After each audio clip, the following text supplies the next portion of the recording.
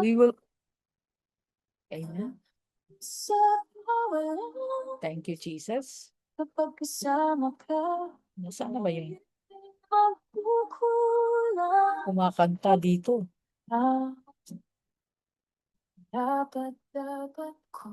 Ayan. Amen. Hallelujah. Let us pray. Father in heaven, we thank you, Lord God, for this amazing day that you have given us. Thank you, Lord, for your mercy and your grace. Maraming salamat, Panginoon, sapagkat binigyan mo kami ng kalakasan at pinagkalooban mo kami ng iyong pagsama. Salamat, Panginoon. Humihingi kami ng kapatawaran sa mga bagay na aming nakamit. At dalangin namin, Panginoon, na ang iyong habag at awa ay sumasa amin. Sa araw na ito, sa aming pag-aaral, Panginoon, hinihiling namin ang iyong katalinuhan, ang iyong kaunawaan, Panginoon, ay sumasa amin. Salamat, Lord, sa kalakasan na inyong pinagkaloob sa amin. At dalangin namin, Panginoon, na sa gabing ito, kami po ay matuto, kami po, Panginoon, ay magkaroon po ng clarity sa pag-aaral patungkol sa prophecy at patungkol din sa tongues, Lord God. Salamat, Lord, magamit namin ito sa aming ministeryo. Ang aming kaunawaan, Panginoon, ay magamit namin sa pag-araw, araw-araw na pagbabasa sa inyong mga salita at paggamit dito sa aming pang-araw-araw na buhay. Thank you, Lord God. We ask you to bless us. We ask you, Lord God, to bless our children, our family. We ask you, Lord God, to fill us with your wisdom, your knowledge, and your understanding tonight. Let the Holy Spirit be upon us, teaching us tonight, we pray. In Jesus Christ's name, amen, amen, hallelujah. Ayan. Grabe talaga, no? Kapag pala nagpipray na may background, masarap, no? Hallelujah. Thank you, Lord. Praise God. Morning, Pastorites. Good morning. Good morning po sa bawat isa. Hallelujah. Thank you, Lord God. Nagkakaroon ka ba ng lakas mag-pray? Ang lakas mong mag-pray. Kasi yun pala may background. Yun pala yun. Ayan. Hallelujah! Good morning sa lahat. At may konting recap lang po tayo. Sandali lang po kasi tayo last time eh. Thank you, Lord. Para po hindi tayo mawawala sa ating pag-uusap. Ayan. At syempre, prophecy and tongues. At sabi natin, speaking in unknown tongues. At sinabi natin na dalawa pong klase ang unknown tongues. Hindi lang po nag-iisa ang unknown tongues, no? Dalawa po ang klase. Meron yung unknown tongues, pero actually, hindi mo lang alam kung ano yung tongue na yun, ano yung lingwahe na yun. But that could be a language of certain nationality. Pwede din po yung lengguwahe ng nationality po, no?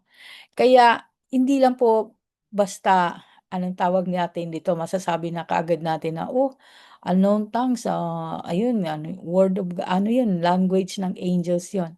Hindi naman. Minsan ito po ay hindi mo lang alam o hindi mo lang you're not familiar with the language. And of course, the other unknown tongue is the language of an angels. Okay. Pero pagkakilala mo, known tongues ay kilala mo yon na ito, lingwahe ito ng Chinese, lingwahe ito ng ganitong Arabic kasi alam mo. Pero hindi ka pa rin makapagsalita nun. You just know. Kaya you could say that that is a known tongue. Pero ang sinasabi dito, speaking in unknown tongues, which is the language of an angel ang nire-refer dito, is that you are speaking to God. In the spirit realm, He speaks mysteries. Ang sabi doon sa 1 Corinthians 14 verse 2. We speak mysteries. Kasi hindi mo nga maunawaan. Kaya kailangan mo ng understanding. Kaya hinihiling ang understanding. And it edifies. It improves you. Nadadagdagan ka. No? That is edifying. Nadadagdagan ka. Nagkaroon ka ng kalinawan. Nagkaroon ka ng additional knowledge. Edifies. Hindi po ba? Okay.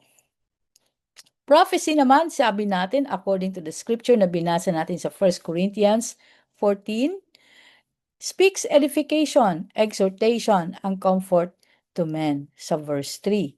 Kailangan daw, pag sinabi mong magpo-prophesy ka, if you are going to prophesy, kailangan tatlo ang goal niyan.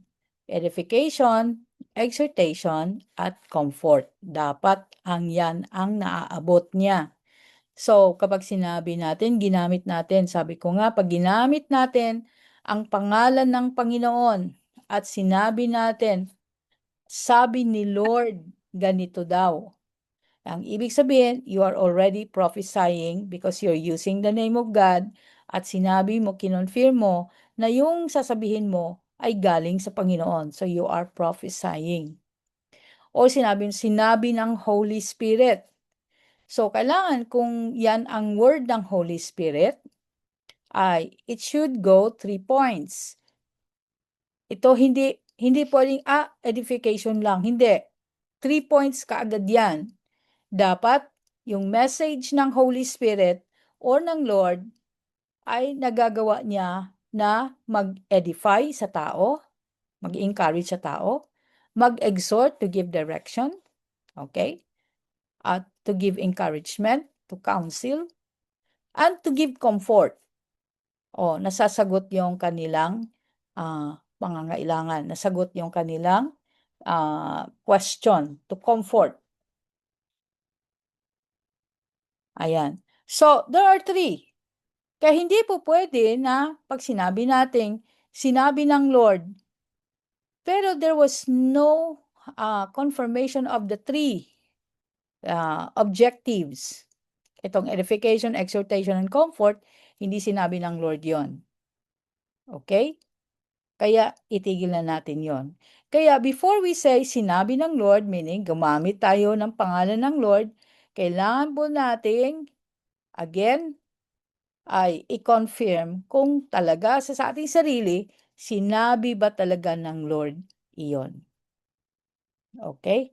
Para hindi po tayo malagay sa alanganin. Okay. So, naunawaan po to, di ba? Thank you, Lord. Of course, kung ang speaking of tongues, of unknown tongues, edifies himself, ang prophecy naman edifies the church. Dapat ang nagbe-benefit niyan buong church kung prophecy. Di ba? Thank you, Lord. Bigyan natin ng example yan. Yung prophecy na ginagawa natin. Halimbawa, ng beginning ng January, nagkaroon tayo ng crossover. Nag-prophesy kami of what's going to happen and it did came to pass. No? Na sinasabi natin, unang sinabi that calamities, okay, there are greater things that will happening. These are calamities. Maraming mangyayang calamities, volcanic eruption, sinasabi natin mga kaguluhan, and sickness na mag-arise. There will be famine. No, sinabi natin. At sinabi din natin, don't worry if you are with God. It will not come near you. Hindi ito malalapit sa iyo sapagkat the Lord will protect you. That is comfort. Kino-comfort ka. Diba? So, nagkaroon ka ng edification kasi nagkaroon ka ng kaalaman. Uy, oo nga, nangyari ito. Nangyari ito, sinabi. Exhortation na sinasabihan ka kung anong gagawin. That you increase your faith, increase your devotion. Gumagawa na tayo ng devotion. Nag-i-encourage tayo sa bawat isa. Do not worry. Do not we say to everyone, do not worry. This has been prophesied sa Matthew 24. Hindi ito bago. Sinabi na ito ng Lord. At nag-increase ang teaching. So, na-counsel ka what you're supposed to do. That is prophecy. Pero kung ang pag sinabi mong sinabi ng Lord, pero there was no edification, there's no exhortation, there's no comfort na nangyari, then it is not a prophecy. Okay? Okay. So sinabi din natin sa speaking in tongues that kapag nag-speak in tongues ka, kailangan malinis ang iyong puso. Kailangan humingi ng tawad because of the principle of Matthew 6:14 and 15, na kung saan kapag kapag may tinago tayo sa puso at nag-speak in tongues tayo, syempre hindi tayo naririnig sa langit, sino ang nakikinig sa atin? Siyempre, the other kingdom, the kingdom of darkness ang nakikinig sa atin sapagkat hindi tayo nakinig sa Panginoon. Hallelujah. Thank you, Lord God. So, kailangan po natin na gawin natin ang law ng Panginoon in order for us to be connected in the Spirit with the Holy Spirit. And God will speak to us because God does not speak to a broken vessel or to a dirty vessel. Hindi rin, God does not speak to our flesh because He is Spirit. And He is looking for someone who will worship in spirit and in truth. Kaya Spirit po ang gagamitin niya. And God is holy.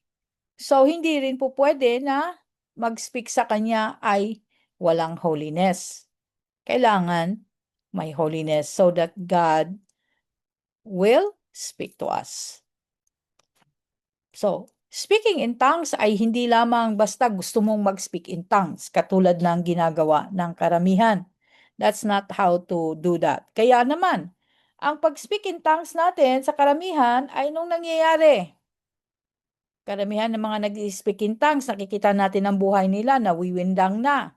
Nakikita natin, hirap na sa buhay. Nakikita natin, hindi sila totoong mananampalataya. Kaya, yan ang sinasabi natin na ayusin natin ang relasyon natin sa Panginoon bago tayo mag-claim. Okay? Ayusin muna natin. Kasi kung hindi natin naayusin, ano nang gagawin natin? Wala pong mangyayari sa atin. Okay. Praise God. Okay. Wala pong question, no? Kasi replay lang to or nag-recap lang po tayo. So, tongues must be interpreted. Sinabi natin yan. Dapat kailangan merong interpretation of tongues. Kahit nag-private ka lang na nagsalita ng tongues, you need to have that interpretation of tongues. Kailangan hingin sa Panginoon na, Lord, gusto kong mag-tongues. Gusto ko po, pero hindi po ako makapag-tongues. Then the Lord will help you na mag-speak in tongues. Pero kailangan malinis ang puso natin. Lord, gusto kong maunawaan din yung tongues ko. Kailangan maunawaan mo because you are speaking in the spirit realm. As Paul is saying, speaking in tongues is speaking with God or speaking in the spirit realm. Napapansin niyo po ba yung mga sino ba ditong meron ng experience sa tarot? Nagpapatarot. Alam kong iba sa inyo ay mga harot, pero yung nagpapatarot. Tarot cards po. Yung sa Tarot. panghula po. Oo. Sino naka-experience? Ako po, naka-experience po ako. Anong experience mo? Ikaw nag-handle ng tarot? Yung tito ko po kasi before, yung kapatid po ni ma'am, na marunong po siyang mag-ganon. Kumbaga, kasi nga po sa family nila mama po, may witchcraft po, di ba po? So, sa kanya po pinasa yun. So, meron po siyang mga tarot cards na hawak-hawak. Ano po yung parang inaalagaan po niya yun kasi dinadasalan, may balot din po yun. Tapos ano po, Ang ano po niya sa amin noon, kapag ka kunyari magpapahula ka ganyan, Mm, kailangan may ibibigay ka na amount. Kumbaga hindi po siya yung nalimutan ko po yung specific na may ano po siya parang offering ganun po na you need to give parang an offering ganyan. And then yun po babalasahin niya, then he will lay it down. Pipili ka po ng pinapili niya po kami nun ng cards ng certain number of cards. mm, Tapos yun po, as you flip it over, i-explain niya po kung ano yung ibig sabihin mm, nung mga cards. May mga pagkakataon po kasi na parang if you have a question, that's what you will ask. Ganun po. Tapos yung answers will be yun, yung babasahin po niya depending po doon sa parang quote and quote sinasabi ng baraha. Yung ganun po. mm. Yes. Ah, ano po, ah, kasi yun, kumbaga dahil nga po lumaki kami sa ganong thinking po ba na okay lang po yung mga ganon na okay lang yung magpahula, ganyan. Kasi nga po, lumaki kami sa family na although yun, di ba, pastor, yung Catholic nga po. Mm, Pero sa side po kasi nila mama, parang it was hindi po siya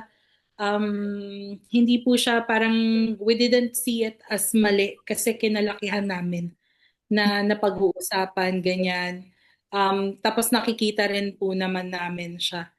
So yun po, kaya ano parang it wasn't as scary kumbaga parang may mga times po ba na parang wait ang freaky naman nito parang paano nalaman ba parang paano niya nalaman kung yung mga ganun po pastor na experience na um yun po na parang sa amin medyo ano lang po ba na parang yun hindi na po kami kumbaga hindi po namin siya na naisip na parang mali yung kumbaga parang wala ano po kasi yung parang ang ano lang talaga yung nagbibigay po ng instructions kasi si Tito na okay ganito yung gawin mo ganyan na magbigay ka lang ng certain na offering yung mga ganun pastor pero ano po kumbaga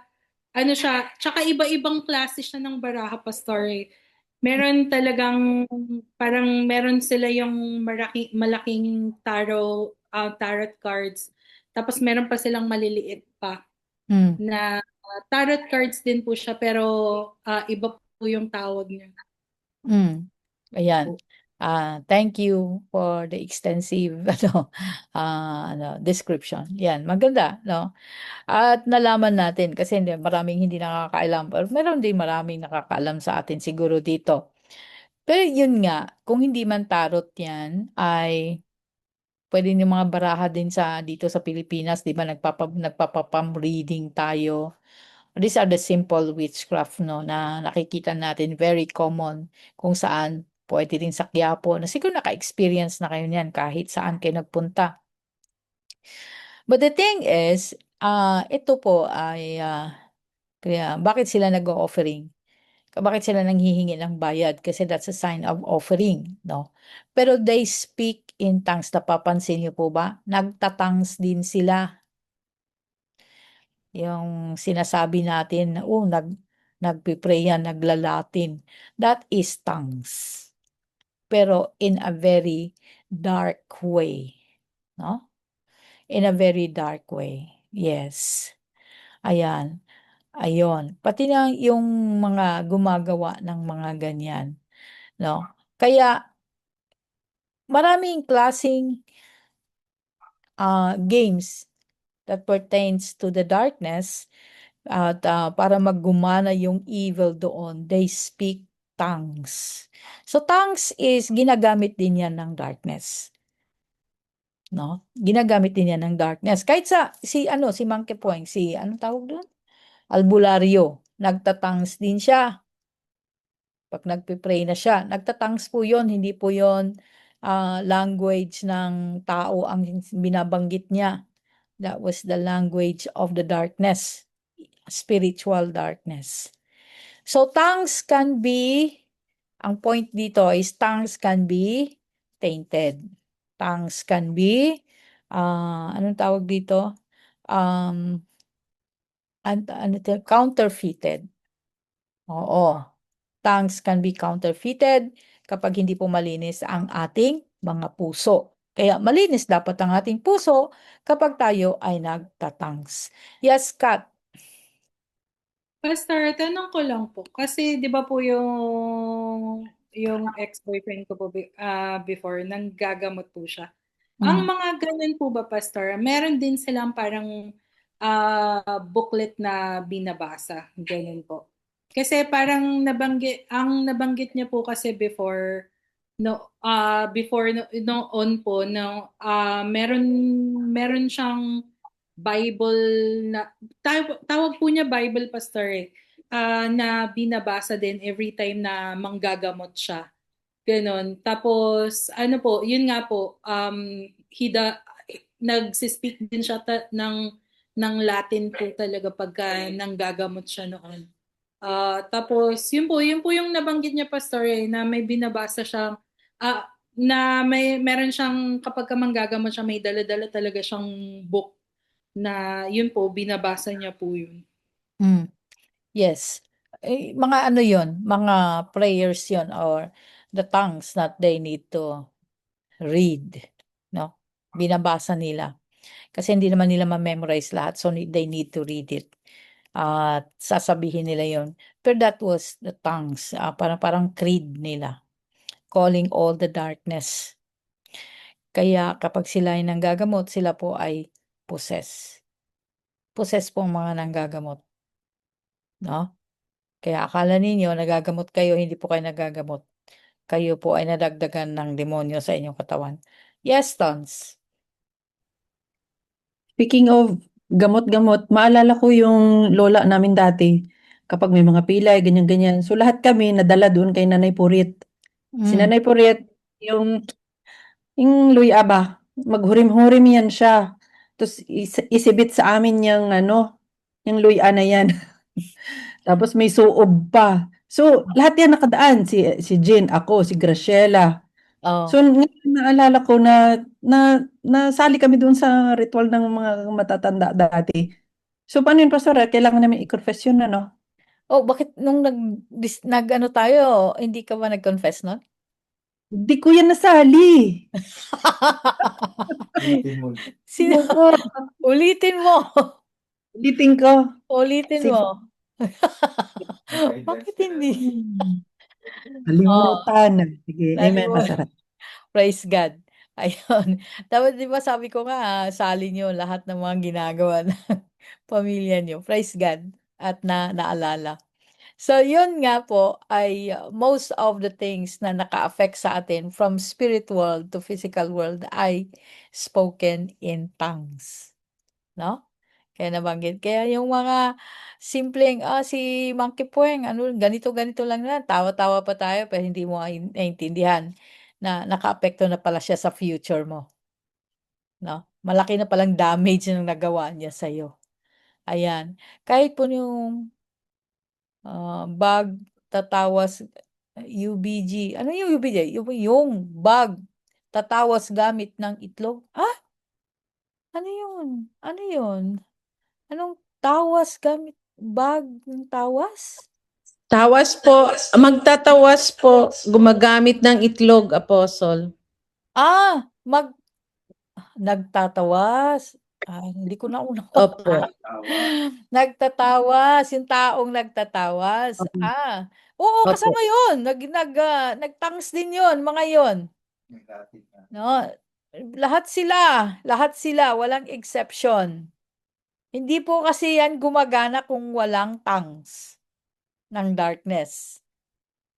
So lahat yan meron. Kaya Pinapakita ko lang sa inyo yung tongues can be counterfeited kasi this is unknown tongues. Kailangan siguraduhin natin si God ang kausap natin ha, hindi kung sino-sino. At kung meron man tayong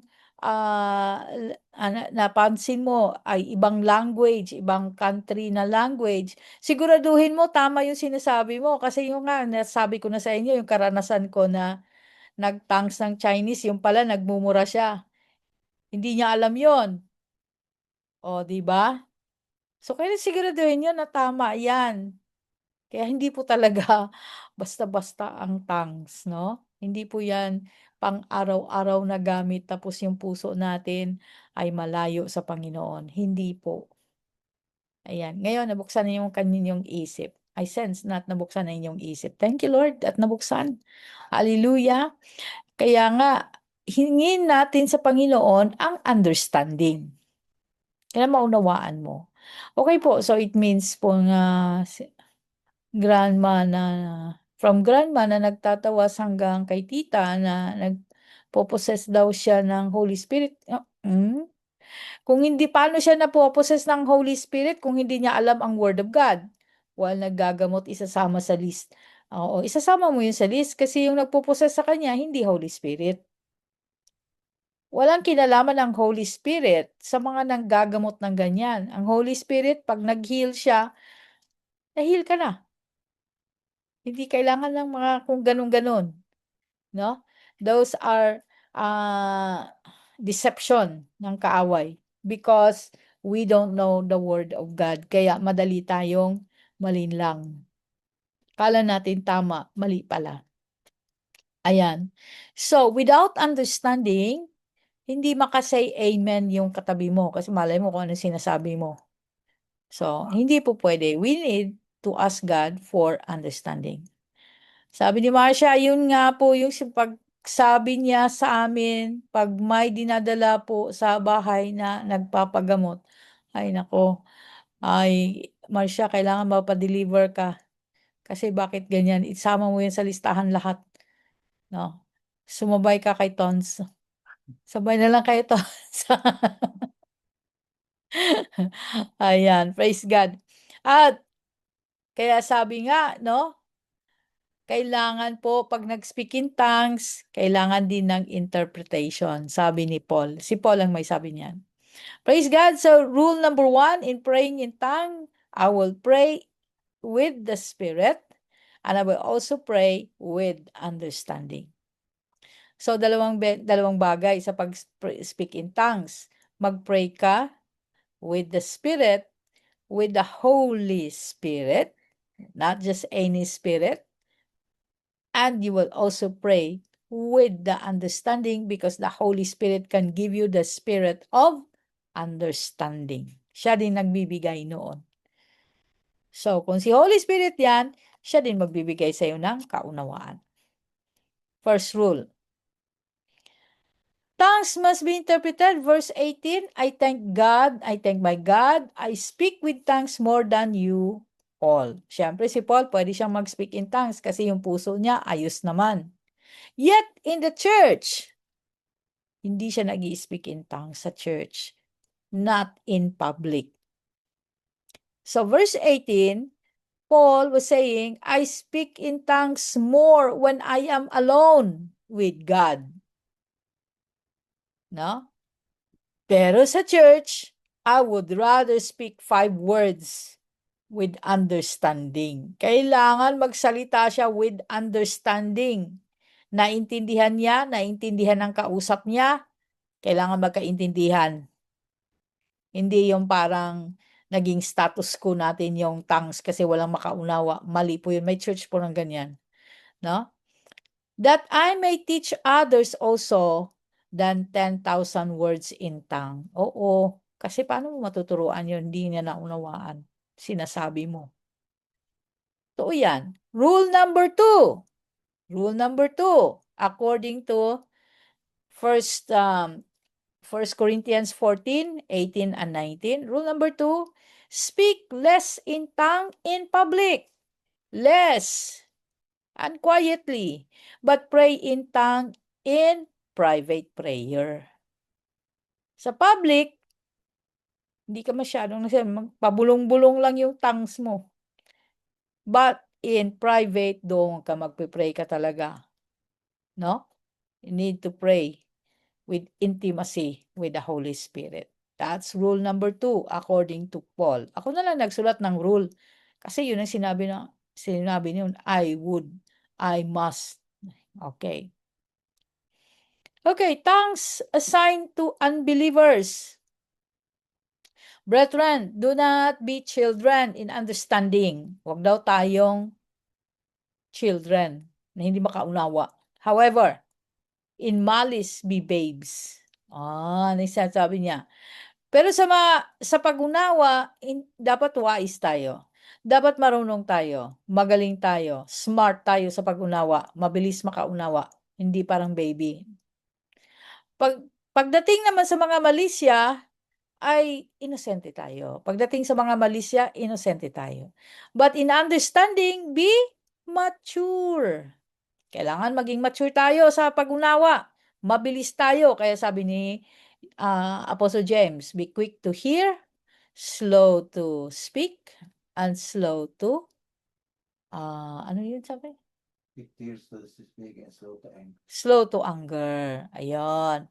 Quick to hear. Mabilis kang makinig kasi naunawaan mo kaagad yun. Pero mabagal kang magsalita. Whatever you understand, you don't talk. You keep it to yourself. Whatever you understood. Kasi pag ni-reveal mo yon, baka ikaw ang tatamaan. So, whatever you know, keep it to yourself. But be slow to speak. Mabagal ka magsalita. Hindi ka nagre-reveal agad-agad sa yung mga naunawaan. At be slow to anger. Huwag kang reactive. Agad-agad. Nagre-react ka. Hindi ganun. Verse 21, in the law it is written. This is the law. With men of other tongues and other lips, I will speak to these people. This is Isaiah. And yet, for all that, they will not hear me, says the Lord. Oh. Sa tao, nagsasalita ang Lord. No? With the words of people. Pero kahit ganon, hindi pa rin tayo nakikinig sa Kanya. Totoo yan. Kaya nga, it is a sign to unbelievers. Paano naging sign? Therefore, tongues are a sign not to those who believe, but to the unbeliever. But prophesying is not for the unbelievers. Yung tongues, sign yon sa mga unbeliever. Paano? Mamaya. Nandito yan eh. Dami dito. Basahin muna natin. But prophesying is not for unbelievers, but for those who believe. Therefore, if the whole church comes together in one place, and all speak with tongues, and there come in those who are uninformed or unbeliever, they will not say that you are out of your mind. Will they not say that you are out of your mind? Ano nangyari dito? Nabaliw itong mga taong meron ganun. But if all prophesy, and an unbeliever or uninformed person comes in, he is convinced by all. He is convicted by all. And thus the secrets of his heart are revealed. And so, falling down on his face, he will worship God and report that God is truly among you. Oo. So pag nagtatangs tayo at merong unbeliever or kararating lang, bagong salta, no? Naki-church, nakisilong at nagtangs tayong lahat. Ay, weirduhan yun. Bakit ganito to? Kasi yung sound nakakakilabot, no? So, mawiwirduhan sila. Nasiraan na yata sila ng ulo. Kasi nagaganyan ang mga tao. Hindi sila sanay. Pero pagdating sa prophecy, ang prophecy kasi, para sa mga believer yon. Bakit para sa mga believer? Kasi it brings edification, it brings exhortation, it brings comfort. At mako-convict yung mga tao, pati yung uninformed person. Prophecy, word of knowledge. Nag-prophesy ka. Na-identify mo yung tao na meron nga siyang ganong problem. Hindi ba naiyak siya? Paano mo nalaman? Kakarating lang niya. How did you reveal? Yun ang sinasabi sa verse 25, and thus the secrets of his heart are revealed. Kaya, napapaiyak siya dahil nalaman at nireveal ng Panginoon ang meron sa puso niya. Okay. Hallelujah. So, tongues, sign para sa unbeliever. Oo. Kasi hindi na naunawaan ano yung tongues mo. Bakit kayo nagtatangs? Hindi niya alam na ikaw nakikipag-usap sa Panginoon. Prophecy is a sign for the believer to convict the unbeliever by revealing the secrets of the heart. Para sa mga believer yung prophecy. Pero ito'y nagko-convict sa unbeliever. Dahil binubunyag ang laman ng puso. Hallelujah. Praise God. Meron bang tanong dito? Parang may nakita akong comment. Okay, mahaba-haba ito. Sino ito? Si Andy. Sabi ni Andy, Pastora, ang anak ko, kung panganay, si Kuya Matt, nung maliit pa ay sakitin tapos may isang kaibigan na nagsabi sa amin na dalhin sa albularyo. Ano yung mga kaibigan na mga ganyan, hindi yan mga kaibigan, ha? Yan ang mga agent ng darkness, dalhin sa albularyo. Bakit hindi dalhin kay Jesus o sa doktor na lang? Ginawa po namin pagdating po sa albularyo ay nagpray po siya ng Ama namin at iba pang prayer. Tapos sabi niya, kaya daw nagkakasakit ang anak ko kasi malignong pinaglalaruan. Ang anak ko, kaya sabi niya, magtanim ako ng halamang namumulaklak at ilagay ko sa pinto para DNA. Dina, huwag niyo kasing i-shortcut kasi hindi ko malaman itong DNA. Dina, pumasok kasi mawiwili doon sa bulaklak. Ginawa ko. Ginawa ko naman. Pero, ngayon, nagtataka ako kasi ang hiling niyang manhood, ang hiling niyang manhood at makinig. Anong may hiling niyang manhood at makinig sa story ng mga maligno? Ang hilig! Ang hilig niyang manood. Anong manhood? Ang hirap mag-translate. Manood at makinig sa story ng mga maligno. Need niya po bang ma-deliverance? Of course, nilagay niya, tinulak niyo siya doon. So, akala mo, ganun-ganun lang yun, nilagyan siya ng spirit na ganun. Active naman po siya sa Bible study. Ay, hindi po sigurado yan. Hindi po yan assurance. Kahit mag-active ka sa Bible study, pwede ka pa rin na may karga ka pa rin. Pastor nga, nagpipreach, may karga eh. Hindi po yan siya assurance na nag-active ka ay hindi ka kakapitan. Kailangan mo nating sumunod sa batas ng Lord para hindi tayo kakapitan. Kaya yun po ang point ng Psalm 91. Di ba? Ano sabi ng Psalm 91?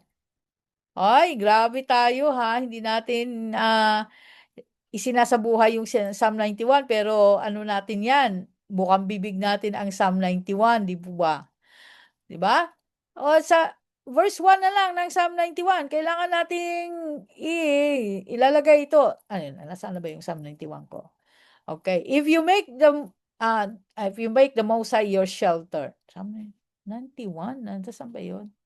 Bakit ayaw ito? Psalm.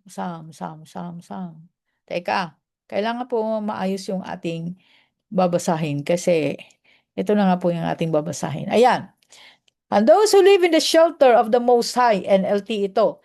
Kailangan mong mamuhay sa shelter ng Most High. Kailangan mong pumasok pag sinabing shelter, bahay. Kailangan si Lord ang iyong shelter. Siya ang iyong bahay. Will find rest in the shadow of the Almighty. Bakit natin to memory verse buong chapter pero hindi natin naunawaan ang sinasabi dito. Kailangan mo na ikaw ay gagawin mo si Lord na iyong bahay, ang iyong silungan. Oh, para makasugpo tayo ng kapahingahan and in the shadow of the Almighty. Kaya nga, wala kang katatakutan, di ba? Nakalagay dito, ang promises niya ay ang mga shield and buckler mo, or the armor, shield and armor, sa verse 4. At He will rescue you from every traps of the devil and protect you from deadly disease, verse 3. And He will be your safest place, verse 2. And you will not be afraid of the terrors of the night or the arrows that flies by day, verse 5. That you will not be afraid of deadly disease, verse 6. And whatever things that comes against you, maybe thousands or 10,000 will not come near you. That is verse 7. How? Gawin mo muna siyang bahay. Bahay mo ba si Lord? Namuhay ka ba sa ilalim ng kautusan ng Panginoon? Doon mo masasabi na hindi ka tatablan kasi namuhay nananahan ka sa bahay ng Panginoon. You follow the commandments, in other words. Pero kung nag-Bible study ka lang, kahit si Satanas, sasamahan ka pa niya sa Bible study mo. Pwede yon. Oh. Kahit andito si Rev Mercy, sasabihin niya sa iyo, yung aswang, nagpapanggap na pastora, nagpipreach pa. O yung pang Bible study nga lang. Opo. Kayan. No? Hindi mo, porket sasabihin mo, born again ako, ay matatakot sa'yo si Satanas. Matatakot sa'yo si Satanas kung ikaw ay nananahan sa bahay ni Lord. Pero pag sabi mo, born again ako, ay hindi siya takot sa born again. Kasi alam niya kung totoo o hindi. Okay? So, kailangan talaga niyang makilala ang Panginoon. Amen? Ayan. Amen. Pastora, Yes po. Pastora Tess, ako po i-share ko lang po, Pastora Tess, yung naging experience ko po. Kasi po, rin din po ako sa gawain po. Kaya lang charismatic po yun, Pastora Tess eh. After po ng gawain, Charismatic ano? Catholic charismatic po. Religion. Opo. Kasi hindi ko pa nga po alam yung teenager pa lang po ako nung Pastora. Hindi ko po kasi alam talaga yung yung born again. So after po ng gawain namin, gabi na po yung kasi natapos eh. Talagang nagwala po yung isa po naming kasamahan. Imagine nagbabasa rin po yun ng Bible. Talagang totoo po yung sinasabi niyo, Pastora Tess. Yes. Oo. Salamat. Thank you. Yes. Ang binabahagi natin ito, totoo talaga ito. Karanasan namin itong lahat. No? Ay, yung mga deliverance na yan, that is my ministry. At you don't know my experience. But rather, let me just teach you. No? So, yung mga bagay na sabi natin tradisyon, kahit na tradisyon mo yan po ay panggagapos ni Satanas. Okay? Kailangan po nating itakwil ang mga tradisyon na yan kasi panggagapos po yan ni Satanas. Kaya sabi na okay lang to, gawin na to natin. Hindi. Pag ikaw ay na-born again, Ibig sabihin, tinanggap mo na ang Panginoong Hesukristo, lahat ng gawin mo in the past, itapon mo. Wala kang kailangan, wala kang ititira. You start a brand new life with Jesus Christ. Kahit friends mo pa, kung iba naman ang itinuturo nila sa'yo, itapon mo lahat. Start with Jesus, a new life. As in, literally. Okay? I'm saying this literally. Start from zero with Jesus Christ. Hindi yung, hindi ko kasi mabitawan ito eh. May ano lang naman, mga 10% lang naman. Hindi. 100% kay Jesus. So, start. If your friends are naging instrumento for you to keep coming back in your old life, walk away from that friendship. No? If any members of the family, ako po, talagang pinalayas ako. Di umalis din ako. But the Lord is good. Pinabalik din ako. Pero pagdating po sa mga usapin, Word of God, pag ayaw po nila, hindi po rin po ako namimilit, pero hindi po ako nagjo-join sa kanilang mga ginagawa. No? Kaya yung kwarto ko, wala po siyang idol kasi ayoko ng idol. So, ganon. So, may mga bagay na kailangan mo talagang paninindigan. Kasi you have to start a new life with Christ from zero, from scratch. So the Lord will build up a brand new life in you. Kasi kung meron pa rin in the past, para kang Israel, sinabihan na patayin lahat ng mga tao sa Canaan, hindi pa rin. Sabi kasi ni Lord sa Exodus 23, they will be a snare to you. Yung mga friends mo na pilit kang binabalik sa luma mong gawi, they are snare. Ano yung snare? Sila ay mga bitag sa iyo, sa iyong paglago kay Kristo.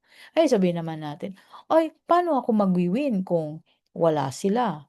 Hala, ang pagwi-win ay hindi po natin trabaho. Ang trabaho po natin ay magbahagi ng salita ng Diyos. There are 8.2 billion people around the world. Hindi lang yung mga friends mo. You cannot never win anyone. I cannot win anybody. I'm not winning anybody. It is Christ who's winning you. Si Christ ang nag-win sa inyo, si Holy Spirit. Ako, naging vessel lang ako, but I am not the one winning. So we don't win. We only obey. Okay? Ganun yon ang principle na yon. We're not winning. We are obeying God. We are following. Ayan. Yun kasing tinuturo sa evangelism, oo. Kasi hindi nila alam. Akala nila ganun. Ang evangelism ngayon ay paramihan. Kailangan dumami ang ating mga church members. Para saan? Tanong mo kaagad. Para saan? Para masave sila. Para daming Sabi, tithes. para dumami ang tithes. Ayan. Para pang negosyo. Ay, grabe kayo. Kaya yan. Ayan. Kaya kailangan po natin, no? Working. Hallelujah. Yes, bakit ka tumatawa? Face to face na ga sila ni Jesus. My memory verse si Satanas. Face to face na ga sila. Ano yun, grabe kayo. Book ng Matthew, nag-face to face na daw sila ni Jesus. Ayan, alam mo, kailangan talaga nating malaman ang Word of God na kailangan nating isabuhay niyo muna yung utos ng Lord and you will know a lot of things when you obey the commandments of God. Mabubuksan ang isip mo. Pastora, yung ate ko dati, dinala sa bot-bot. Anong bot-bot? May pinahid daw sila tapos may lalabas na kung ano-ano, broken glass or sun. Magic yan. It's not true. The darkness can do magic. They cannot do miracle. They can do magic. And that's magic. Kaya nga, bot-bot. Alam mo sa Bisaya ang bot-bot? Walang kwenta. Yan ang ibig sabihin nun, walang kwenta, bot-bot. Ah. Kaya yan, magic. Di ba magic, bot-bot, walang kwenta yung magic. Ah, ayan. Kaya yan ha, huwag kayong magtiwala sa mga bot-bot, pangalan pa lang, wala na. Wala lang kwenta agad. Kayo naman, be discerning mga kapatid. Ayan, at order in the church meetings. Oh, teka muna, bago tayo magpunta doon. So, naunawaan na po natin yung sa tongues. Meron pa ba kayong tanong sa tongues? Wala na, no? Kaya, hindi basta-basta mag-tongues, ha? Huwag kang maingganyo sa mga pastor o mga leader na nagsabi, mag-tongues ka! Kailangan mag-tongues, hindi ka na baptized ng Holy Spirit. Ay, nako. Ah, wala doon, hindi doon. No, hindi ganun. Bahala po ko basta di tongues. Ay, wag ka, kung hindi ka nagta-tongues, okay lang yon. Maraming gift ang Holy Spirit, hindi lang tongues, hindi lang prophecy. Pero ito lang ang talaga tayo na focus, no? Dito tayo na focus. Kasi ang hirap namang mag-pray. Sabi ko nga sa team, o sige, let us try your faith. Sabi ko sa team, sige, nag-fasting sila, and then we have the training. Okay. Now, face-to-face sila, partner-partner. Now, ask the Lord, tanungin mo ang Lord, kung anong meron sa puso ng kaharap mo. Quiet sila, tagal. Pero nakuha din nila. Nangusap din si Lord. At sabi nung isa, galit ka sa tatay mo. Nagalit. Ba't mo alam? Ganito na, may away kayo ng tatay, nagalit tuloy. Nalaman. Hallelujah. Sabi ko wag magalit kasi yun nga ang purpose natin, di ba? Tapos pagdating sa healing, okay, healing. Sabi Mark 16:17, and they shall lay their hands on the sick and the sick will recover. Principle ito. So lay your hands. Sa mga may sakit o may mga ubo, lay your hands. O yung may karamdaman, lay your hands. Tagal. Kami, sabi nila, gumaling ka. Ganun ba yun? Natawa ako. Praise God. Hindi ganon. Pero ganun ang ginawa nila. O, gumaling ba?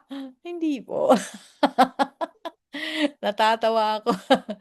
Kaya sabi ko, sige, hawakan ang bone. Hawakan ng hip. Hawak ng hip. Hawak sa shoulder. Hawak sa shoulder. Utusan ng buto. Say, bones move.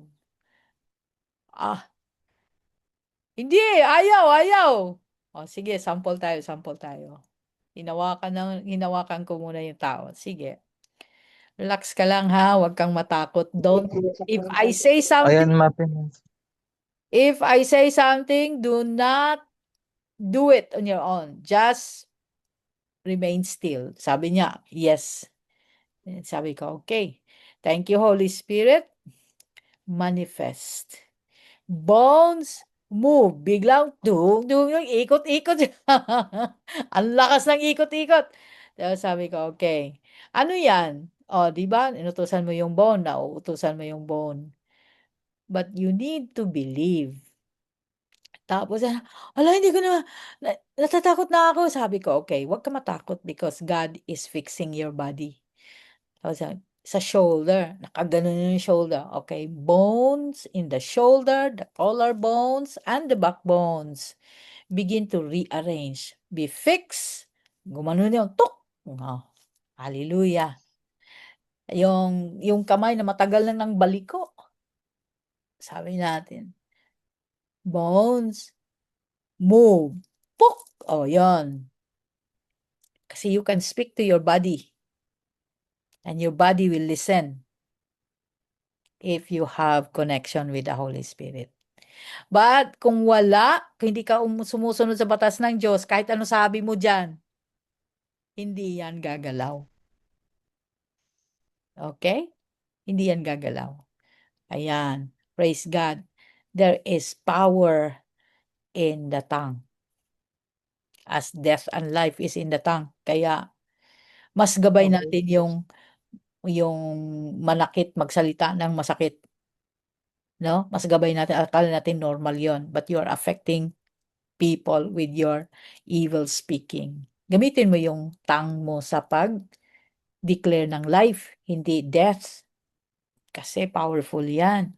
So sa araw-araw na galit mo, ang dami mo nang nasabi, you spoke death na sa person. And you will be accountable on that. Okay. So, thank you, Lord. Hallelujah. Order in the church. So, meron ka ng tongues. Meron ka pang prophecy. How is it then? Paano na ngayon? Whenever you come together sa church, each of you has a psalm. Bawat isa sa atin, merong psalm. May awit sa ating puso. Yun ang sinasabi natin, nangusap si Lord sa akin. Bawat isa sa atin, maaring nangusap si Lord. Kaya, sabi ng Holy Spirit sa akin. That's a psalm. Nangusap. Ngayon, alam nyo na. And has a teaching. Meron na rin. May revelation. May pagtuturo. Bawat isa. Lalo na pag nagdi-devotion tayo, meron. Pag nagbabasa ako ng mga devotion nyo, pag binabasa ko yung devotion ng summer, talagang nagtuturo sila. No? Kaya sabi ko kay Rev Mercy, dapat pina-exhort mo na to. Ang daming tinuturo dito eh. Natatawa naman si Rev Mercy. Dapat i-schedule mo to. Sa midweek po, Pastora, sila po ang tumatayo. Ayun, Dito po, praise God. sa ano. Amen. Amen. Para mapahinga ka naman. No. And sometimes po sa Sunday service po, pinapatayo ko yung studio. Ayan. Kasi Praise God. Si Jo. Maayos na si Jo. Thank you, Lord. Ayan, kaya kailangan mga ganon. Pero wag mong patayuan ng mga taga Hong Kong. Pag hindi, kailangan natin si Charo Santos. No? Wag mo lang Kaya, hindi pa Tuwalya yung hindi pa hindi pa na-overcome si Charo Santos. Marami pa rin Charo Santos doon. Kaya yan. Ayun, praise God. Hallelujah. Thank you, Lord. Kaya ito Para, yung sinasabi. Yes. pwede sila i-assign sa Hong Kong. Taga Ah, Life Chance Carbayog. Hindi mo na. i-assign sa Hong Kong. Bakit meron na ba silang online ng Hong Kong? Ako po, mayroon sa Hong Kong every Bible study? Tuesday. Yes po. Bible study? Wag muna. Ikaw muna. Okay po. Thank you po. Palagpasin mo ng 6 months. Sige po. Salamat po. Okay. Ikaw muna mag-basic teaching sa kanila. After 6 months, yon pwede na sila. Tapos, after another 6 months, taga Hong Kong din, salitan na. Ganon. Ayan. Thank you, Lord. At sinabihan din ako ng kapatid ko na kailangang mag-tongues na daw ako. Para daw saan? May kasamang gigil. Kasi hindi nga nila alam yan. Praise the Lord. Nagtatang siya, Apostle. Oh. Nagtatang siya. Tapos hindi ko na maunawaan kung ano yung tinatangs niya. Oh. Tapos sinabihan niya ako, Flor, nagtatangs ka na ba? Sabi ko, hindi. Sabi niya, kailangan magtangs ka na. Ha? Sabi ko, ganun ba yun? Sabi ko, ganun sa kanya. Sabihin mo lang gano'n pag nagtataas, in Jesus' name, Lord, cover me with your blood. Amen. Hallelujah. Praise God. Ayan. Hindi po yan pinipuwersa. Baka mamaya iba ang binibigay sa'yo ng Lord. Diba? Ayan. Marami pong kasi klaseng gifts ang Panginoon. Thank you, Lord. Noong kabataan ko, kailan ba yun? 1998. 1998, bago ako pumunta ng Singapore, ay nandun ako sa isang church kasi 97 ako na born again. Tapos, excite sila sa akin. 'Pag nagtatang sila, ang ganda ng tangs nila. Ang ganda talaga ng tangs nila pero hindi na naunawaan yung tangs nila. Ako naunawaan ko yung tangs nila. Ang ganda! Napapangiti ako sa tangs nila. It's a song of praise ang kanilang tongues. So, nagtatang sila, no? Habang nagtatang sila, mga kapatid, I was falling into a deep, deep tunnel. Talagang literal, paano bang literal? Hindi naman ako literal na, pero pag I close my eyes, kasi napapasara yung mata ko pag nagtatang sila. Kasi I hear them praising God. Nalalaglag ako sa tunnel. Sobrang lalim nung tunnel, tapos may ilaw doon sa ilalim. Sabi ko, bakit every time na magtatang sila? Ganun sa sinabi ko kay Pastor Newly. Ganito po ang nangyayari sa akin. Tapos sabi niya sa akin, kailangan mo nang sagutin yung calling mo. Ha? Sabi ko na gano'n, ha? Talagang napaha ako. Ngayon na. God is calling you. Hayaan mo lang, hayaan mo lang. So, nagtangsulit sila. Another gathering, nagtangsulit sila. Yun pa rin, hindi pa rin nila naunawaan yung tongues nila. Then, I'm hearing them praising God. Nalaglag ako sa tunnel. Naalala ko sabi ni Pastor Newly, let go. Huwag kang matakot. Talagang hulog, hulog. Yung sa isip ko, nalaglag talaga ako. Sobrang lalim. Nung hinayaan ko na, nandun, napunta ako, hindi, it's no longer a tunnel. At the end of the tunnel is a bright light. And I hear God calling me. My name. Sabi ko, ito pala yung sinasabi niya. Okay. So, pagbalik na, sabi ko na, bakit hindi maunawaan yung tongues? Naunawaan niyo yung tongues? Yun sa hindi. Natawa ako. Kasi ang ganda ng tongues nila. It's a praise. Amen. Hallelujah. Kaya kailangan po maunawaan yung tongues. Amen. So, ito. So, meron kang psalm, is awit. Meron kang teaching, revelation. Has a tongue, of course, meron kang either you are speaking in a known tongue or you are speaking in the known tongue. Linguistic ka. Has a revelation. Meron din yan, teaching and revelation. Has an interpretation. So, bawat isa sa atin meron nito. Papasok tayo ng church. Meron tayo. Lalo na pag nagdi-devotion, mas define ito pag nag-devotion ka. No? Mas define, mas kitang-kita. Let all this be done for edification. Hindi yan binigay sa iyo ng Lord para magyabang ka. Ibinigay yan sa iyo ng Lord for edification. Para magkaroon ng improvement ang church, magkaroon ng encouragement, para magkaroon ng lalim sa salita ng Diyos ang church. Yan ang purpose niyan. Yan ang sabi ni Paul. Di ba? Hindi po yung maglamangan tayo. Sa nangyari dito sa Corinth, naglamangan sila. Palagay ko dahil nakita nila ang maraming miracles sa buhay ni Paul, sa buhay ni Apollos, sa buhay ni Cephas, yung mga disciples, yung mga apostles na dumaan sa buhay nila. Grabe yung mga signs and wonders. Yun, mga kapatid, ang sinasabi ko kay Lord, can I have that? Mga apostles, dumadating sa church, a real man of God. Grabe ang miracles and signs and wonders. No? Silang lahat nakitaan nito.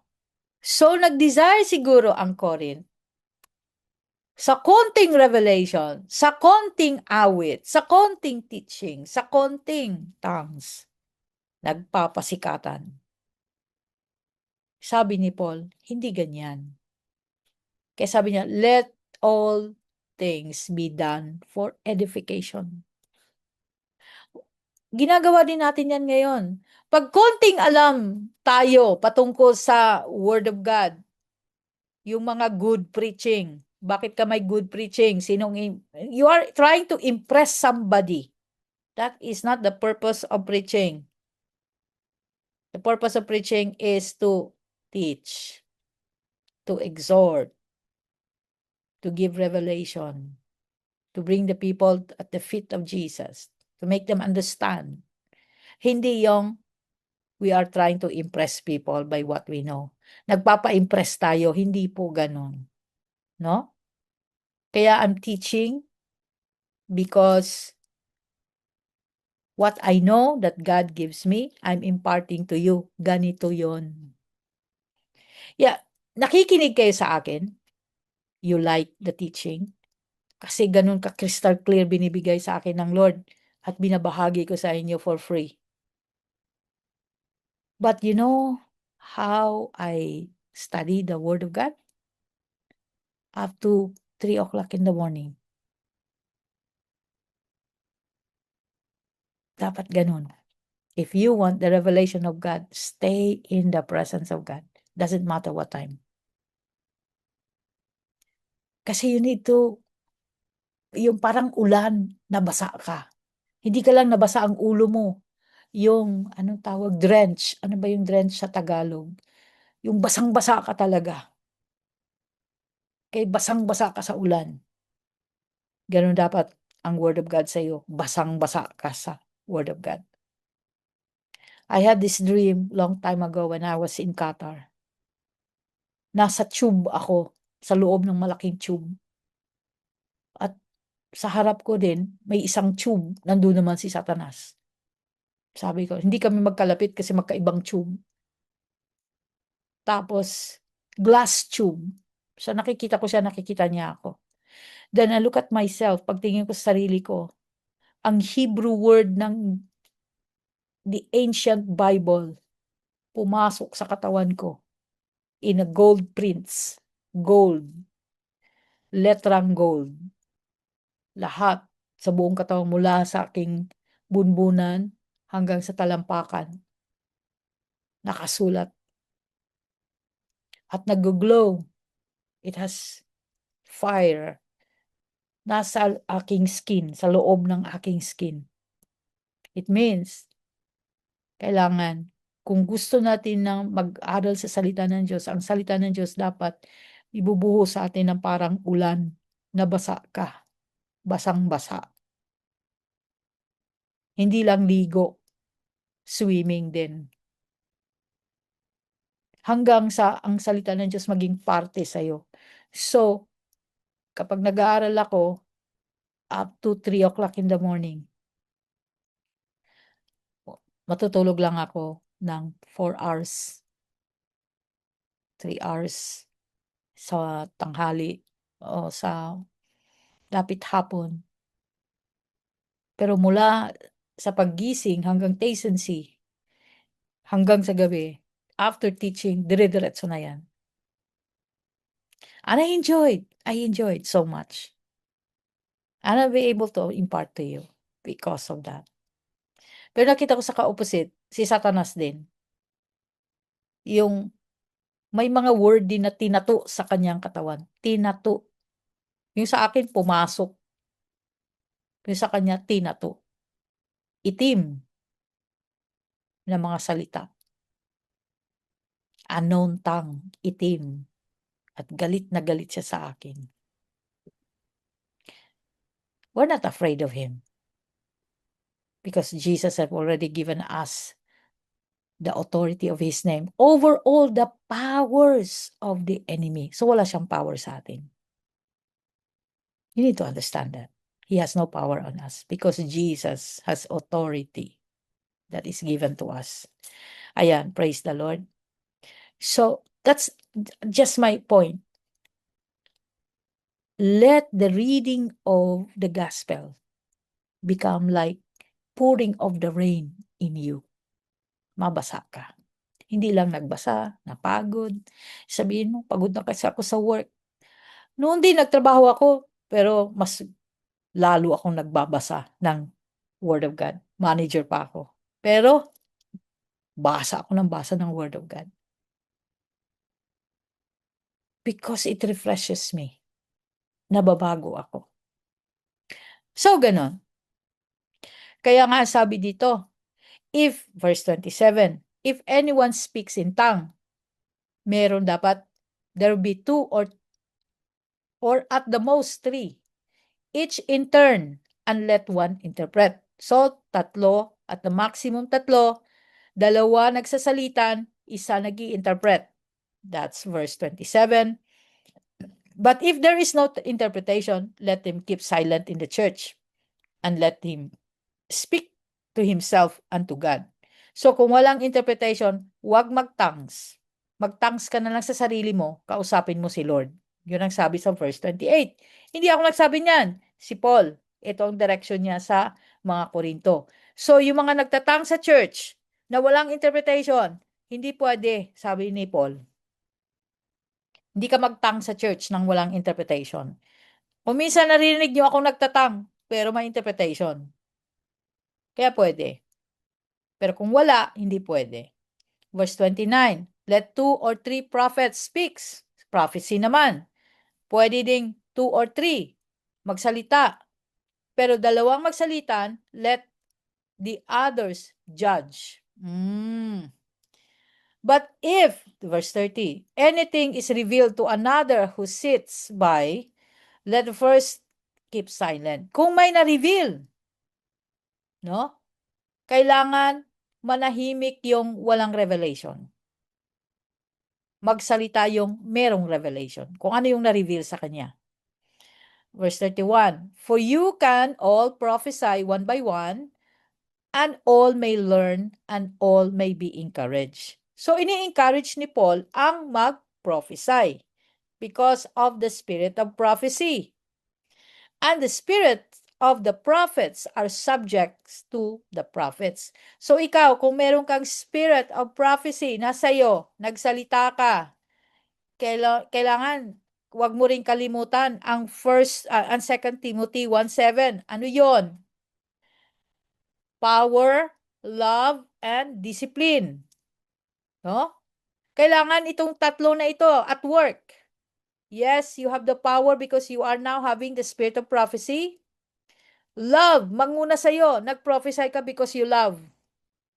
Because you love Jesus. Because you obey His commandments. That is also love. Because sabi nga, love the Lord with all your heart, with all your strength, and with all your soul. So, nag-prophesy ka because you love God. And you love your neighbor. Discipline. Kontrolin mo yung sarili mo. Hindi na lang, ikaw na lang nagsasalita lahat. Ikaw na. At pag merong nanita sa'yo, nagagalit ka. That is lack of discipline. Childish yan. Kailangan i-encourage ang iba because Paul is encouraging prophecy.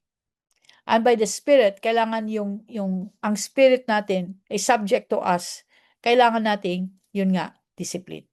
For God is not an author of confusion, but of peace, as in all of the churches of the saints. So, hindi pwede sapaw-sapaw. Pag may sapawan, walang disiplina yan. Kasi ayaw mo na nga umupo. Paano naman yung iba? Kailangan, eksakto lang sasabihin mo kung wag mo nang dagdagan, wag mo nang i-explain. Alam mo, pag may prophecy, you don't explain. You just say it without explanation. Unless hiningi yung explanation. Unless hiningi. Pero kung hindi, hanggang doon lang. Kung hindi mo rin ma-explain, yun lang sinabi, then yun lang. Huwag yung pahabain mo. Kapag the more words you speak, the more mali. Kaya kailangan ng discipline. Thank you, Lord. So, bawat isa sa atin, we go to church, we all have psalms, teaching, tongue, revelation, and interpretation. Meron tayo nito, dala-dala natin. Para saan yan? Sabi ni Paul, let all things be done for edification of the church. So, para sa ikabubuti ng church, para sa ikalalago ng church, para sa encourage ng church, para sa ikakalago ng pananampalataya ng bawat isa sa church. So, yung mga awit natin, yung mga pagtuturo natin, yung pagtatangs natin, yung revelation na binibigay sa atin ng Panginoon at interpretation, ayun ay sa ikalalago ng church. Okay? Hindi sa pagyayabang. Wala pong iyayabang dito. Pag nagyabang tayo and we are speaking in the Spirit, automatic po yan. Darkness ang mag-take over. Automatic. Paanong automatic? Parang sinindihan mo ang ilaw tapos pinatayan ang ilaw, ganon, kabilis. No? Kapag sumunod ka sa Panginoon, sa utos niya, nagsindi ka ng ilaw, nagdiwanag. Kapag nagyabang ka, namatay ang ilaw, nagdilim. Ganon, kabilis. Okay, ganon ang illustration para mas madali. May question dito? Is there any question? Oh, we're speaking about order in the church. Ayun ang gagawin sa mga mayayabang. Si pastor, kailangan mag-intervene. Pag nagyabang na, sabihin na ni pastor, "Oops, can I have the mic?" Kunin ka agad ang mic. Eh, paano kung may sariling mic? Ay, patayan ng kuryente yung mic. Oh, sa iyo pala yan. Oh, sa iyo yan. Pero sa akin ang kuryente. Tanggalin yung kuryente. Kakatawa naman yun. Hallelujah. Hindi, sabihan na. Patid, teka muna. Usap tayo. Usap tayo mamaya. Ako muna. Hindi pwede yung pagyayabang. Dahil that will create chaos sa loob ng church. Okay. Buti naman kung wala naman pala. Uy, marami na palang tanong dito. Ayan. Ano yun? Si Felicita Limen. Ako, pastor, tuwing inuutusan ako ng pastor namin na mag-join sa mga pastors, intercessors, hindi ako kaagad mag-yes. Ang sasabihin ko lang, pwede hindi lang ako sasama kasi grabe silang mag-speak in tongues. Speaking in tongues, nakakatakot halos hindi ko na malaman kung sino ang pakikinggan. Masyadong maingay sila. Hindi porket pastor ka ay si Paul na nga nagsasabi. Hindi nga yon po pwede. No? Hindi ako nagsasabi nito, si Paul.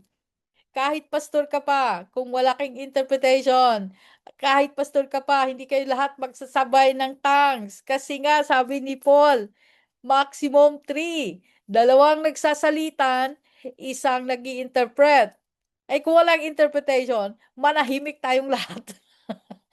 Pwede namang mag-pray in the known tongue. Wag po kasi magpa-impress. Yan ay pagpapa-impress po yan, no?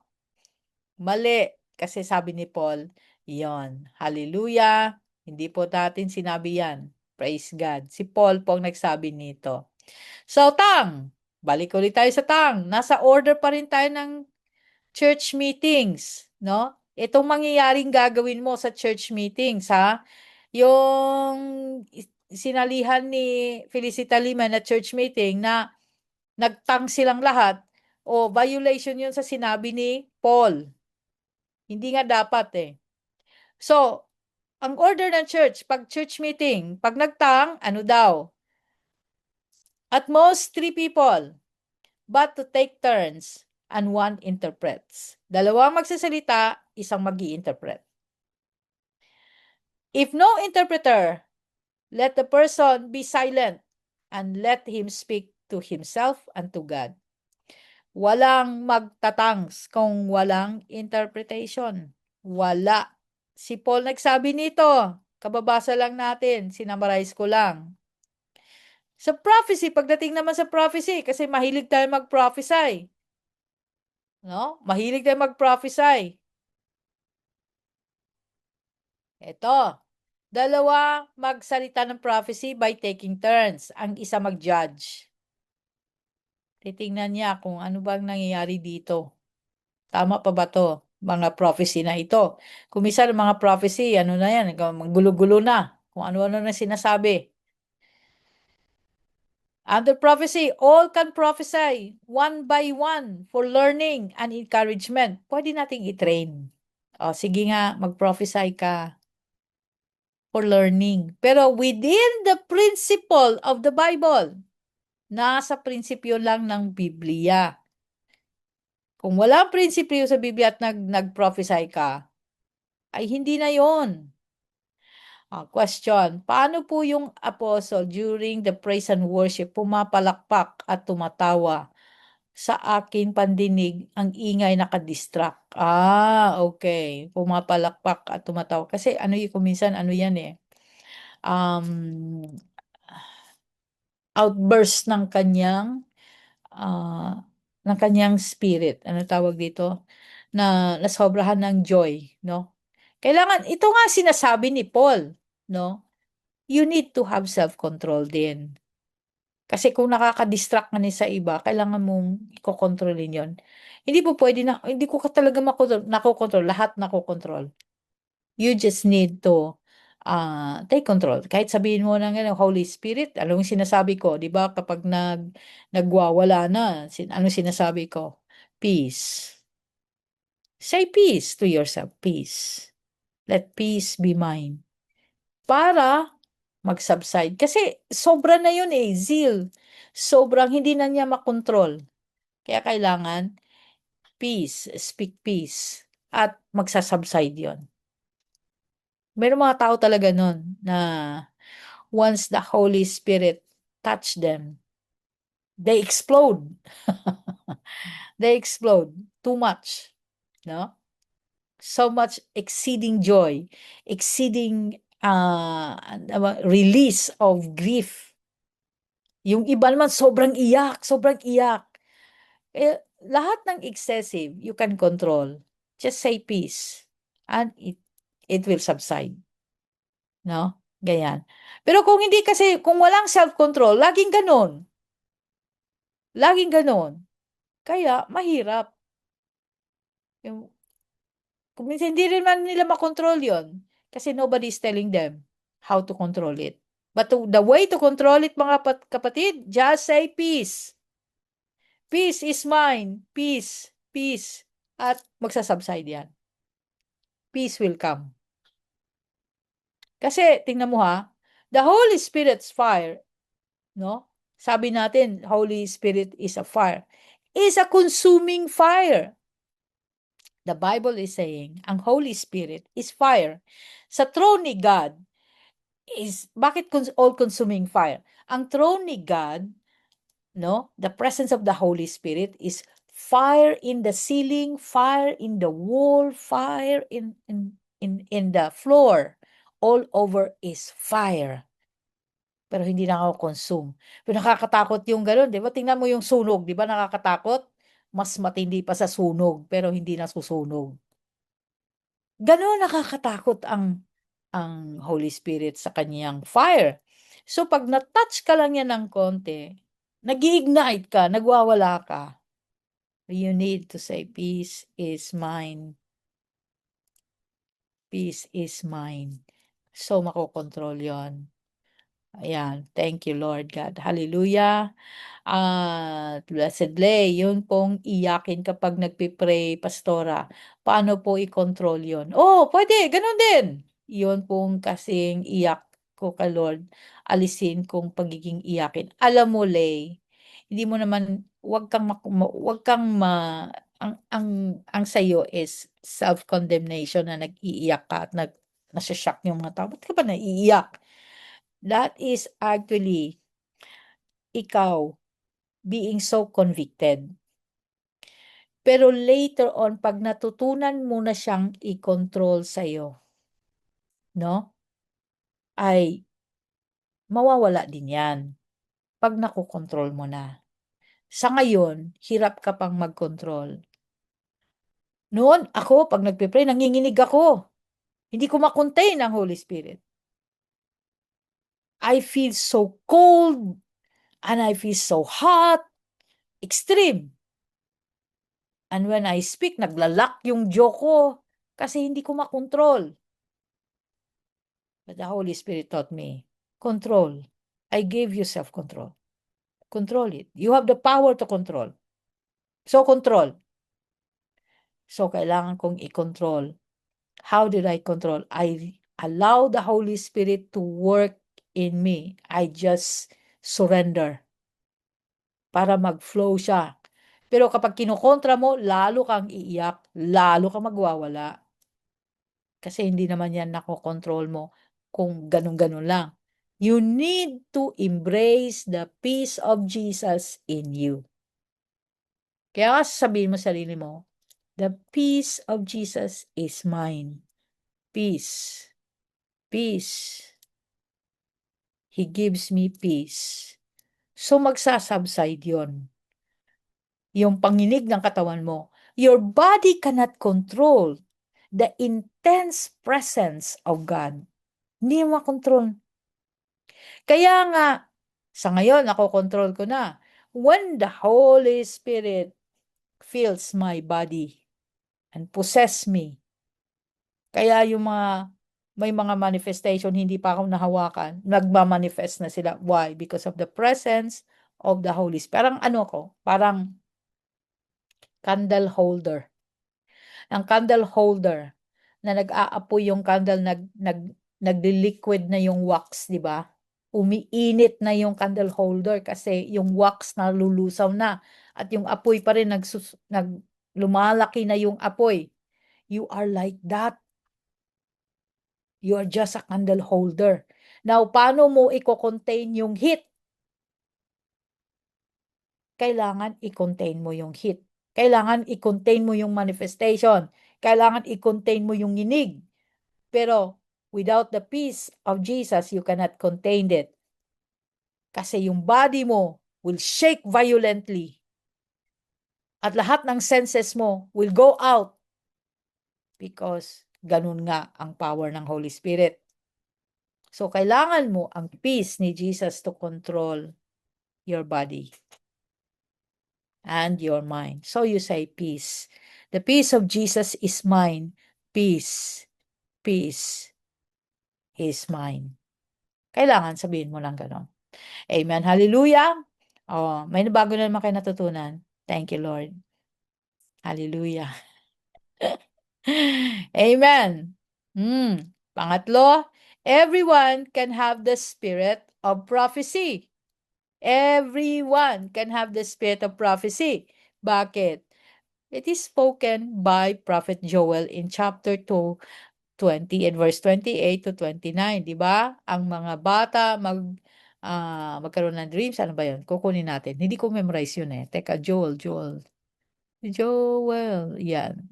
Chapter 2, verse 28. Ayan, sabi dito, then after doing all those things, I will pour out my spirit upon all people. All people, walang exemption, rich and poor, young or old, all people. Your sons and daughters will prophesy. Oh, your old men will dream dreams, and your young men will see visions. In those days, I will pour my spirit even on the servants, men and women alike. Ayan. Ito nangyayari na ito sa atin. Ang verse 30 lalo. And will cause wonders in heavens and on earth, and blood and fire and columns of smoke. The sun will become dark. Dito pa lang tayo sa may wonders in the heavens and the sky. Totoo yan. May nangyari. Grabe na ang mga pangitain, no? This is already slowly happening. Marami na ng mga bata na nakakita kay Jesus. Marami na mga bata nagsispeak about Jesus. Nagpo-prophesy na ganon din tayo. At sabi ni Paul that everyone can have the spirit of prophecy. Because of what Prophet Joel is saying. Okay. May tanong dito? Oh. Sige, ako na lang magtanong. Ay, hindi na pala ako pwede magtanong. Kasi may sobra ng 7 minutes. Hallelujah! Tapusin ko na lang. Let your women keep silent. Next time na lang ito, no? Next time na lang natin kasi mahabang usapan to. Bakit silent ang mga women? Okay, praise the Lord. Meron pang tanong? Sa natitirang minuto, magtanong. Wala na po. Ito, Pastora, meros po. Anong meros? Meron po kasi kami kasama sa church before po na every time po na nagpipray, lagi po siyang umiiyak.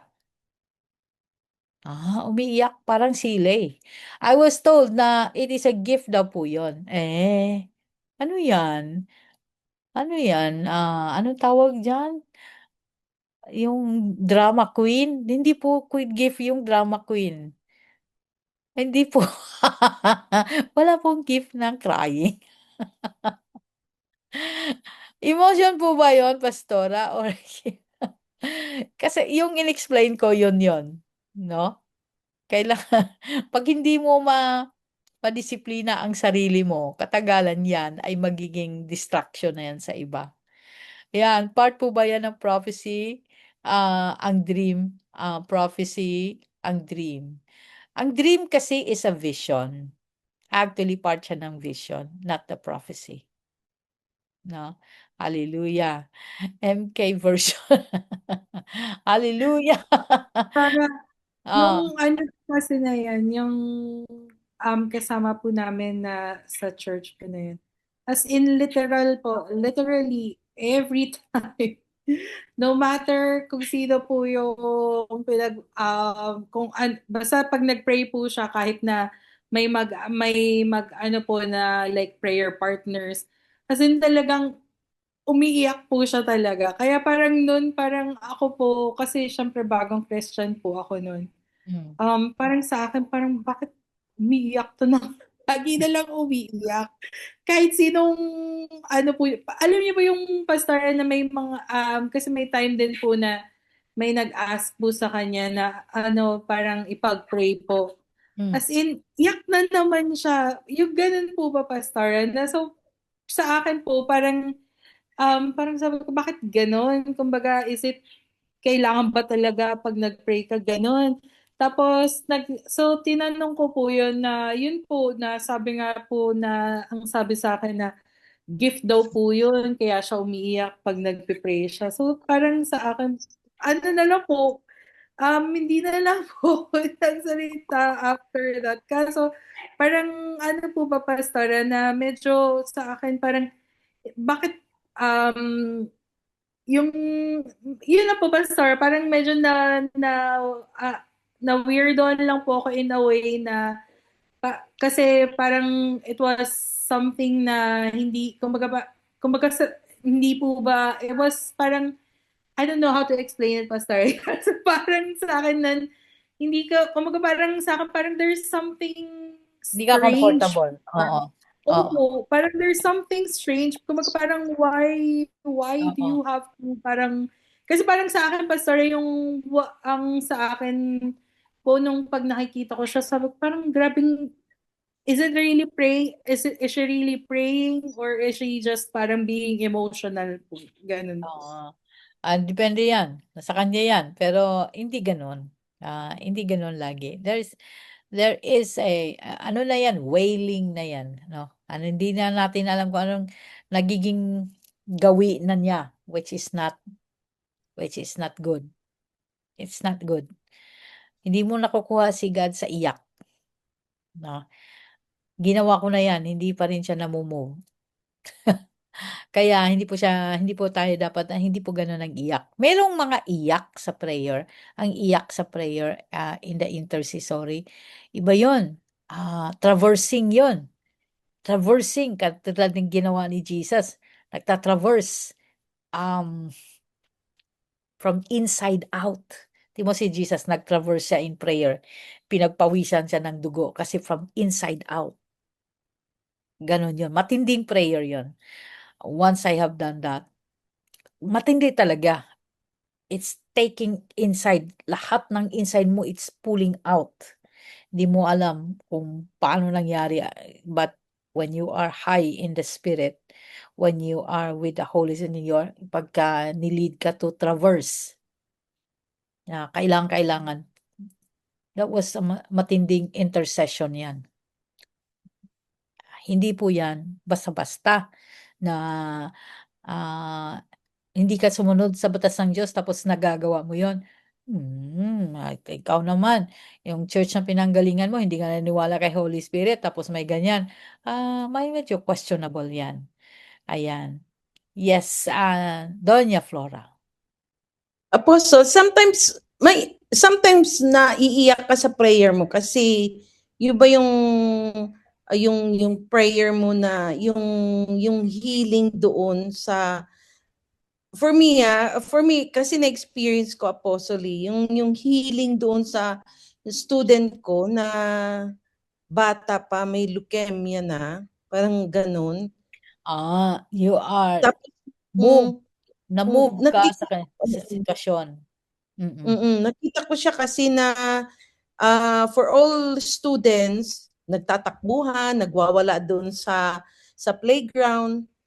Na-obserban ko siya kasi naging student ko siya. Tapos, nakikita ko siya na matamlay, nakahiga doon lagi sa may hill.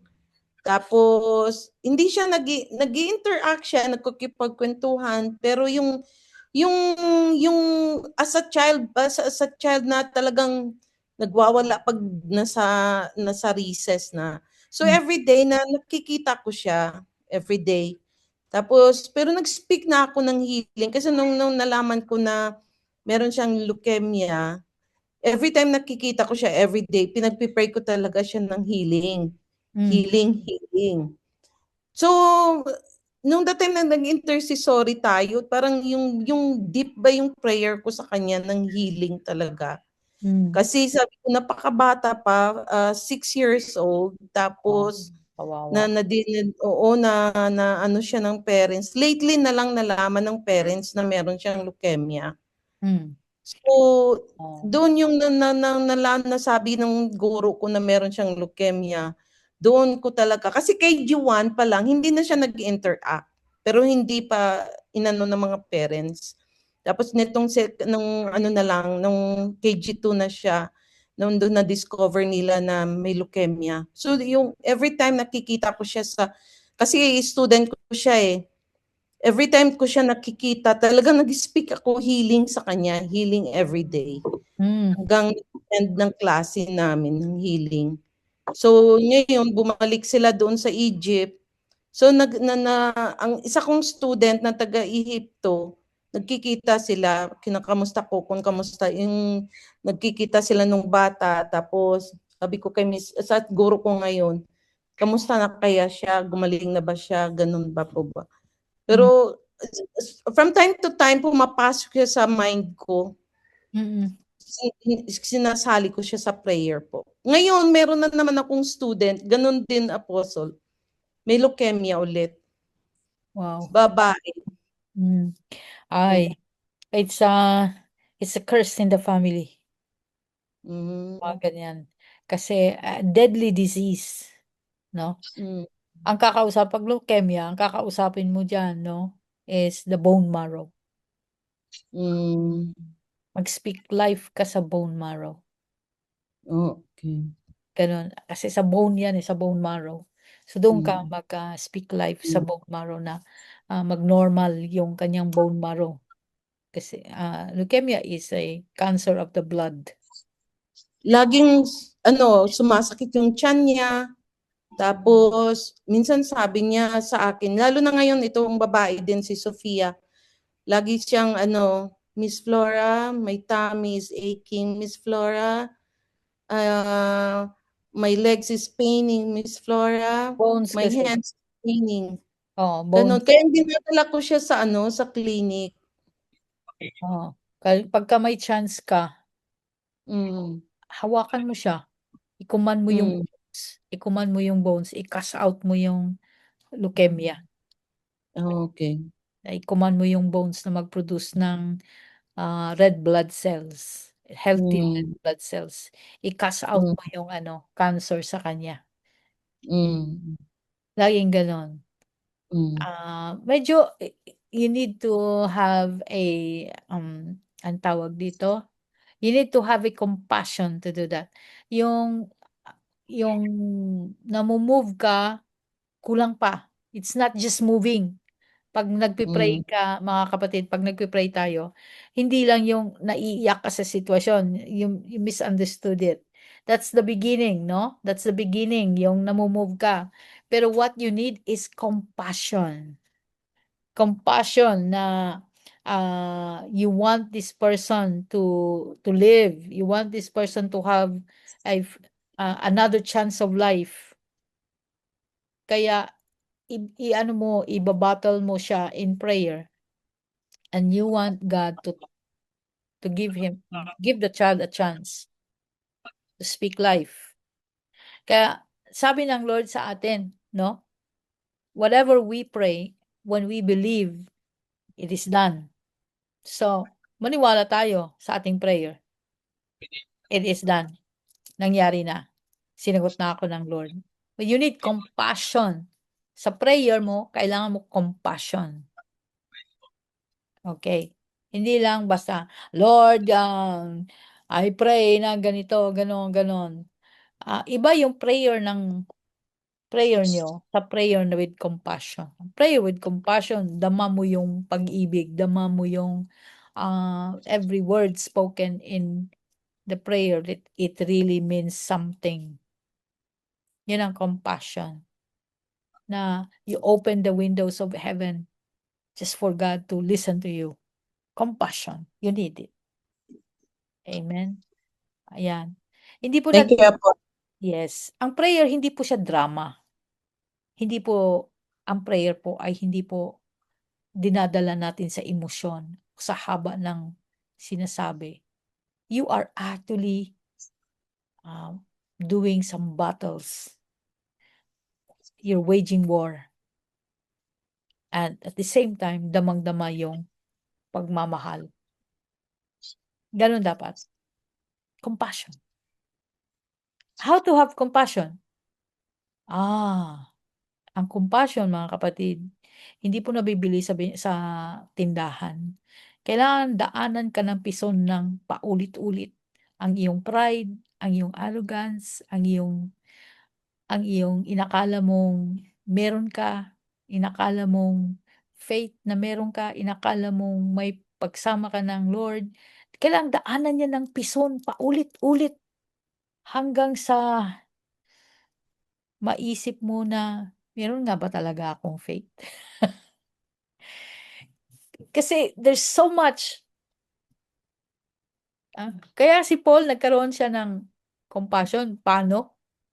Pagkatapos niya mag-preaching, binubugbog siya. Hindi siya nagagalit.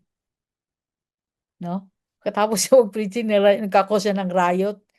Pero, sige, ulitin natin ulit. Hanggang sa natutunan niyang magmahal. Natutunan niyang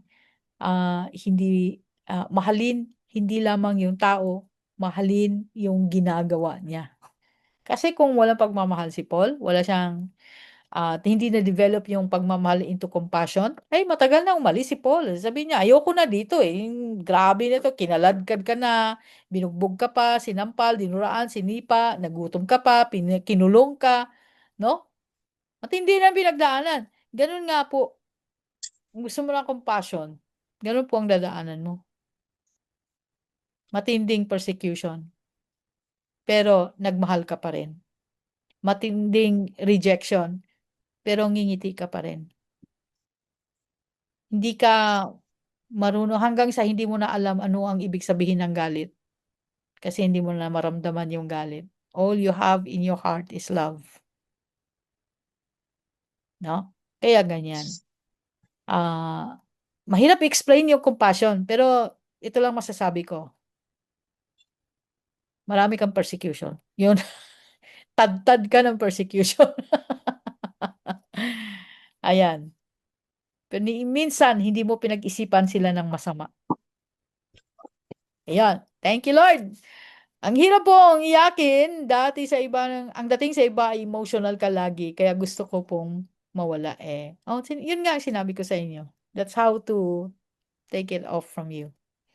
Control yourself. Kasi yung emotional reaction mo is just your soul reacting sa intense presence ng Holy Spirit.